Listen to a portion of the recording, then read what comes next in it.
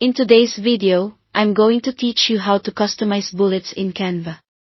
If you want your list to look clean, intentional, and on brand, this walkthrough will show you exactly how to do it without any guesswork.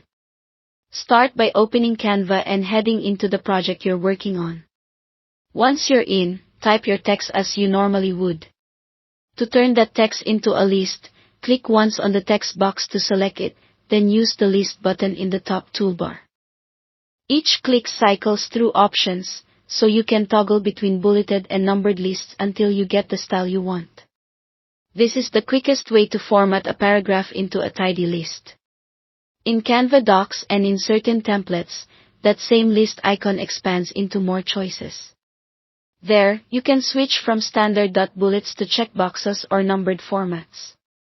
Checkboxes are great for planners or task lists, while numbers help when order matters, like instructions or steps. If you don't see the expanded choices, you're likely in a design type that only supports cycling. No problem, the List button still does the job. Next, adjust spacing so your list is easy to read. Click the spacing icon in the toolbar.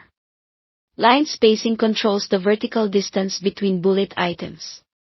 More space makes lists clearer, especially in busy designs. Letter spacing changes the spacing between characters within each line, which can subtly improve legibility or help your text fit better. Now refine the overall layout using alignment. The alignment tool lets you position your list left, center, right, or justified. Left aligned is the most readable for paragraphs and longer lists. Centered can work for titles or minimal designs. Right aligned is rare but can balance certain layouts, and justified gives a neat column edge for a more formal look. Let's customize bullet colors.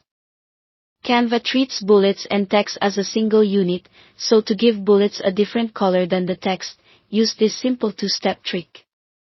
First, highlight the entire list and change the color to what you want the bullets to be. This sets the bullet color. Then, separately highlight the text only and change it to your desired text color. You're essentially painting the bullets first, then overriding the text color without touching the bullets. One important note: if you change the color of only the very last word in a line, Canva may reset the bullet color for that line. If that happens, reselect the full line and reapply the bullet color, then recolor the text. And that's it. Thanks for watching.